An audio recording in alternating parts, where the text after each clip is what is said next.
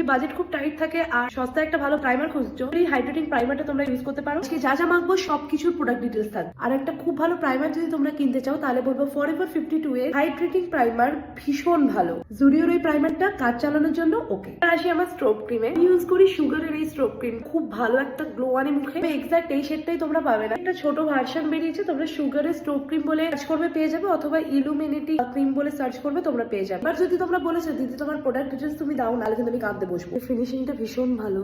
এইবার most common question, দিদি তুমি কোন ফাউন্ডেশন ইউজ করো? আমি ইউজ করি সুগারের রেক ফাউন্ডেশন, তবে এই ফাউন্ডেশনটা কিন্তু অনলাইনে অ্যাভেলেবেল নেই, অফলাইন খোঁজ করতে পারো। সুগারের পাউডার ফাউন্ডেশন বলে যে ফাউন্ডেশনটা আছে ইউজ করতে পারো। আমার শেড নাম্বার অনেকগুলো, মানে 22 ইউজ করি আমি, 37 ইউজ করি আমি, 47 ইউজ করি আমি। অকেশন ওয়াইজ আমি আমার শেডগুলো ইউজ করি। লিকুইড ব্লাশ ইউজ করলে ফরএভার 52 এর এই ব্লাশটা ইউজ করি, যদিও এটা ছাল বাকলা আমি সবই উঠিয়ে ফেলেছি। এটা হচ্ছে এটা shade number, please take a screenshot. এটা সব স্কিন টোনের জন্য একদম পারফেক্ট। করার জন্য ইউজ করি এলএ গার্লের আইব্রো জেল, হচ্ছে এটা শেড নাম্বার।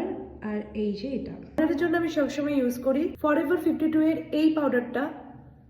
আমার বেসিক মেকআপের জন্য আমি এই প্রোডাক্টগুলো ইউজ করি। যে প্রোডাক্টগুলো দেখালাম সব আমার নিজের ইউজ করা প্রোডাক্ট, দিন ধরে ইউজ করা প্রোডাক্ট। কোনো রকম কোনো ডাউট ছাড়া তোমরা এই জিনিসগুলো কিনতে পারো, থেকে সম্পূর্ণ রেকমেন্ডেড। ডাউট থাকে তাহলে অবশ্যই কমেন্ট বক্সে লিখো। বাই।